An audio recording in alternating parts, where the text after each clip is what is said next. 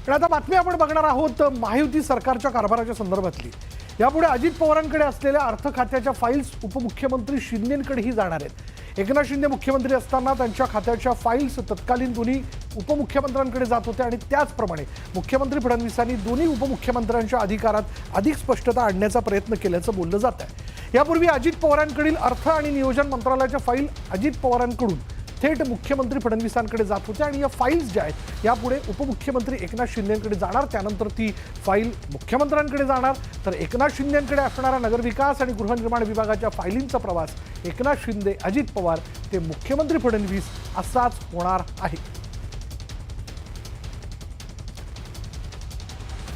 त्यामुळे आता फाईलच्या संदर्भात जर आपण लक्षात घेतलं तर आधी अजितदादा, मग त्यानंतर एकनाथ शिंदे आणि एकनाथ शिंदेनंतर आता मुख्यमंत्री देवेंद्र फडणवीस यांच्या टेबलवर वेगवेगळ्या प्रकल्पाच्या संदर्भातला असेल किंवा काही निधी मंजूर करण्याचा मुद्दा असेल, या विषयाला घेऊन फाईल जी आहे ती क्रमाक्रमाने जाणार आहे।